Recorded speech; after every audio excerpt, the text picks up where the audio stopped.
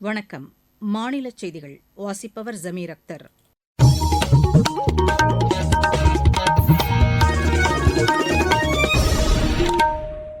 தலைப்புச் செய்திகள்.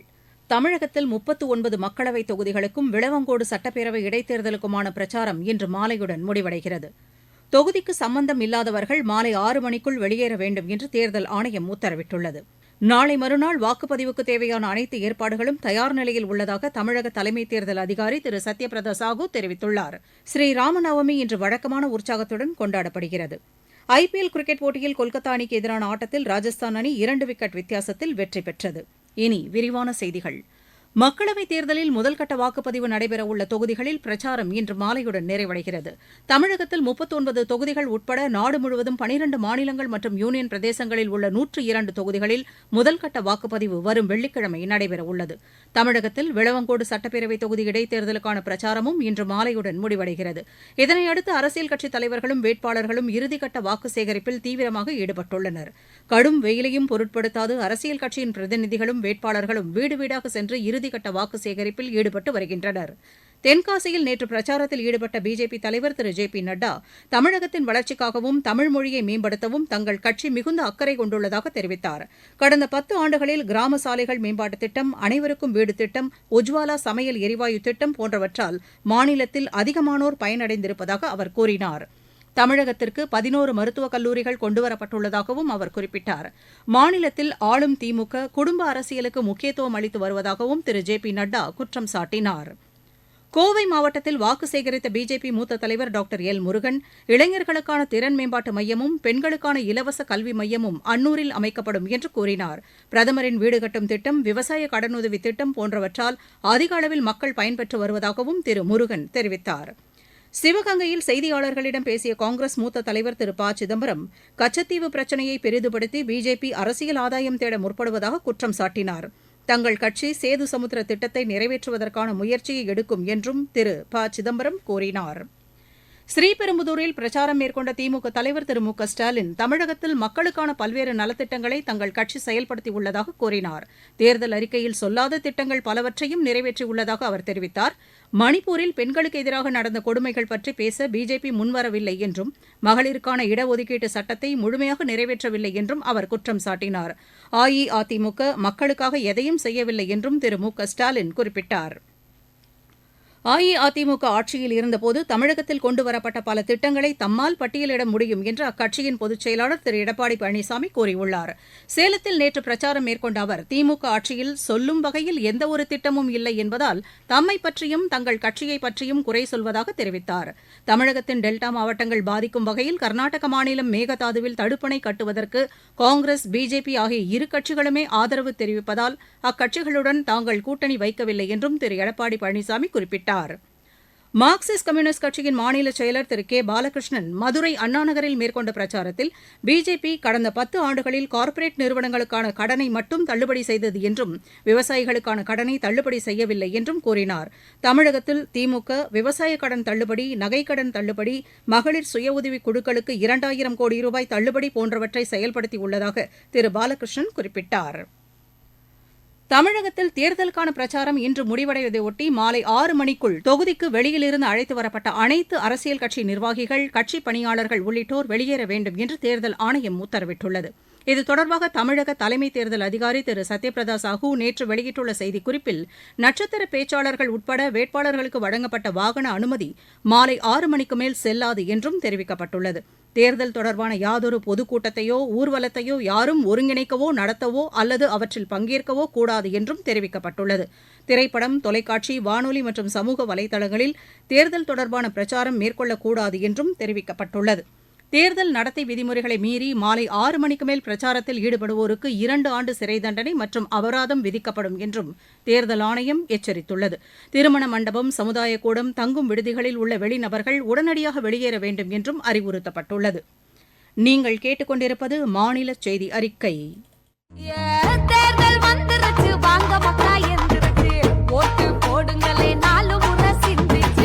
வாக்களிக்கும் வயசு இருக்கு, ஓட்டு போட மிஷின் இருக்கு.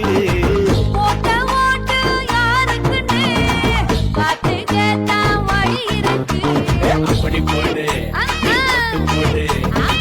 ஓடி போடு நீ ஓட்டு போடு நீங்க ஓட்டு போடு வாங்க மக்கா நாடு மேதோ வளர வாங்க மக்கா ஓட்டு போடு வாங்க மக்கா நாடு மேதோ வளர வாங்க மக்கா. தமிழகத்தில் வாக்குப்பதிவுக்கான அனைத்து ஏற்பாடுகளும் தயார் நிலையில் உள்ளதாக தலைமை தேர்தல் அதிகாரி திரு சத்யபிரதா சாஹூ தெரிவித்துள்ளார். மாவட்ட நிர்வாகங்களும் தேர்தல் தொடர்பான பணிகளை முழுவீச்சில் மேற்கொண்டு வருகின்றன. வாக்குச்சாவடிகளுக்கு தேவையான பொருட்களை கொண்டு செல்வது உள்ளிட்ட பணிகளை மாவட்ட தேர்தல் அலுவலர்கள் கண்காணித்து வருகின்றனர். வாக்குச்சாவடி மையங்களில் சிசிடிவி கேமராக்களும் பொருத்தப்பட்டு வருகின்றன. வாக்காளர்களுக்கு குடிநீர் உள்ளிட்ட அடிப்படை வசதிகள் குறித்தும் மாவட்ட தேர்தல் அலுவலர்கள் ஆய்வு செய்து வருவதாக எமது செய்தியாளர்கள் தெரிவிக்கின்றனர். தமிழகத்தில் நாடாளுமன்ற தேர்தல் நாளை மறுநாள் நடைபெறவுள்ளதையொட்டி காஞ்சிபுரம் மாவட்டத்தில் அதற்கான முன்னேற்பாடு பணிகள் முழுவீச்சில் நடைபெற்று வருகின்றன.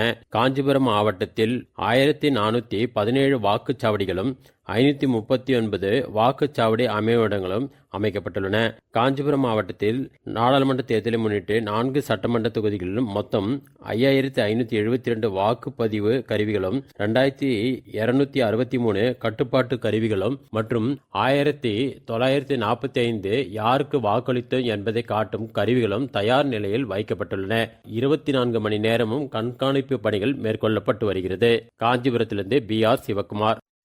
மக்களவை பொதுத் தேர்தலை முன்னிட்டு நாமக்கல் மாவட்டத்தில் உள்ள 6 சட்டமன்ற தொகுதிகளில் உள்ள 1628 வாக்குச்சாவடிகளில் நாளை மறுநாள் வாக்குப்பதிவு நடைபெற உள்ளது. வாக்குப்பதிவு மையங்களுக்கு தேவையான மின்னணு வாக்குப்பதிவு இயந்திரங்கள், கட்டுப்பாட்டு கருவிகள், வாக்கினை சரிபார்க்கும் கருவிகள் அங்கீகரிக்கப்பட்ட அரசியல் கட்சி பிரதிநிதிகளின் முன்னிலையில் கணினி மூலம் ஒதுக்கீடு செய்யப்பட்டு ஏற்கனவே அனுப்பி வைக்கப்பட்டு அதற்குரிய பாதுகாப்பு அறையில் காவல்துறை பாதுகாப்புடன் தொடர்ந்து பாதுகாக்கப்பட்டு வருகிறது. இதனையடுத்து வாக்குப்பதிவிற்கு தேவைப்படும் தகவல் பலகை, அழியாத மை முத்திரைகள், ஊதா நிற ஸ்டாம்ப் பேட், பேனா, பென்சில், A4 தாள்கள், மெழுகுவர்த்தி, தீப்பெட்டி உள்ளிட்ட பல்வேறு வகையான பொருட்கள் வாக்குச்சாவடிகளுக்கு பிரித்து அனுப்ப தயார் செய்யும் பணிகள் நடைபெற்று வருகின்றன. இதனை மாவட்ட தேர்தல் அலுவலர், மாவட்ட ஆட்சித்தலைவர் திருமதி சா உமா நேரில் பார்வையிட்டு ஆய்வு மேற்கொண்டார். வாக்குப்பதிவின் போது வாக்காளர்கள் தங்கள் வாக்குகளை செலுத்துவதற்கு அனைத்து ஏற்பாடுகளையும் மாவட்ட நிர்வாகம் செய்து வருகிறது. நாமக்கல் மாவட்ட செய்தியாளர் S. கண்ணன். வாக்குப்பதிவையொட்டி மாநிலம் முழுவதும் பாதுகாப்பும் பலப்படுத்தப்பட்டுள்ளது. காவல்துறையினருடன் துணை ராணுவப் படையினரும் பாதுகாப்பு பணியில் ஈடுபடுத்தப்பட்டுள்ளனர். ஸ்ரீராமர் பிறந்த நாளான ராமநவமி இன்று வழக்கமான உற்சாகத்துடன் கொண்டாடப்படுகிறது. அயோத்தியில் புதிதாக கட்டப்பட்டுள்ள ஸ்ரீ ராம்லல்லா கோவிலில் இவ்விழாவை சிறப்பாக கொண்டாடுவதற்கான ஏற்பாடுகள் செய்யப்பட்டுள்ளன. பக்தர்கள் கூட்டத்தை சமாளிப்பதற்கு தேவையான அனைத்து பாதுகாப்பு ஏற்பாடுகளும் செய்யப்பட்டுள்ளன. ஸ்ரீ ராமநவமியையொட்டி குடியரசுத் தலைவர் திருமதி திரௌபதி முர்மு நாட்டு மக்களுக்கு தமது வாழ்த்துக்களை தெரிவித்துள்ளார். இந்நாள் மக்களை உண்மையாகவும் நேர்மையாகவும் வழிநடத்திச் செல்லும் நாளாக அமைந்துள்ளது என்று அவர் கூறியுள்ளார். ஸ்ரீராமர் மனிதகுலத்தின் நம்பிக்கையின் அடையாளமாக திகழ்ந்தவர் என்றும் குடியரசுத் தலைவர் தமது வாழ்த்துச் செய்தியில் குறிப்பிட்டுள்ளார். இருவரிச் செய்திகள். இந்தியாவில் மொத்த உள்நாட்டு உற்பத்தி நடப்பு நிதியாண்டில் 6.8% இருக்கும் என்று சர்வதேச செலாவணி நிதியம் மதிப்பீடு செய்துள்ளது. பிரச்சாரத்தின் போது அவதூறாக பேசியதால் காங்கிரஸ் கட்சியின் திரு சுர்ஜிவாலாவுக்கு நேற்று மாலை 6 மணி தொடங்கி 48 மணி நேரத்திற்கு பிரச்சாரத்தில் ஈடுபட தேர்தல் ஆணையம் தடை விதித்துள்ளது. சத்தீஸ்கரில் பாதுகாப்பு படையினர் மேற்கொண்ட தீவிர தேடுதல் நடவடிக்கையின் போது நடந்த துப்பாக்கிச் சண்டையில் 29 மாவோயிஸ்டுகள் சுட்டுக் கொல்லப்பட்டனர். எல்லை பாதுகாப்பு படையைச் சேர்ந்த 3 பேருக்கு பலத்த காயம் ஏற்பட்டது. திருவள்ளூர் மாவட்டத்தில் 100% வாக்குப்பதிவை வலியுறுத்தி மகளிர் பங்கேற்ற இருசக்கர வாகன விழிப்புணர்வு பேரணி நேற்று நடைபெற்றது. பெரம்பலூர் மாவட்டம் பாலக்கரை பகுதியில் நடைபெற்ற நிகழ்ச்சியில் 2500 மாணவ மாணவியர் 100% வாக்களிப்பு வடிவில் நின்று விழிப்புணர்வு ஏற்படுத்தினர். தேனி மாவட்டம் மங்களதேவி கண்ணகி கோவில் சித்ரா பௌர்ணமி திருவிழாவை ஒட்டி வரும் 24ஆம் தேதி மாவட்டத்திற்கு உள்ளூர் விடுமுறை அளிக்கப்பட்டுள்ளது. விளையாட்டுச் செய்தி. IPL கிரிக்கெட் போட்டியில் நேற்று நடைபெற்ற கொல்கத்தா அணிக்கு எதிரான ஆட்டத்தில் ராஜஸ்தான் அணி 2 விக்கெட் வித்தியாசத்தில் வெற்றி பெற்றது.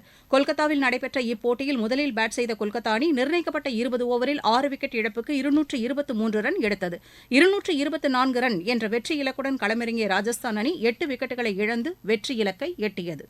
மீண்டும் தலைப்புச் செய்திகள். தமிழகத்தில் 39 மக்களவைத் தொகுதிகளுக்கும் விளவங்கோடு சட்டப்பேரவை இடைத்தேர்தலுக்குமான பிரச்சாரம் இன்று மாலையுடன் முடிவடைகிறது. தொகுதிக்கு சம்பந்தம் இல்லாதவர்கள் மாலை 6 மணிக்குள் வெளியேற வேண்டும் என்று தேர்தல் ஆணையம் உத்தரவிட்டுள்ளது. நாளை மறுநாள் வாக்குப்பதிவுக்கு தேவையான அனைத்து ஏற்பாடுகளும் தயார் நிலையில் உள்ளதாக தமிழக தலைமை தேர்தல் அதிகாரி திரு சத்யபிரதா சாஹூ தெரிவித்துள்ளார். ஸ்ரீராம நவமி இன்று வழக்கமான உற்சாகத்துடன் கொண்டாடப்படுகிறது. IPL கிரிக்கெட் போட்டியில் கொல்கத்தா அணிக்கு எதிரான ஆட்டத்தில் ராஜஸ்தான் அணி 2 விக்கெட் வித்தியாசத்தில் வெற்றி பெற்றது. இத்துடன் இந்த செய்தி அறிக்கை நிறைவு பெற்றது.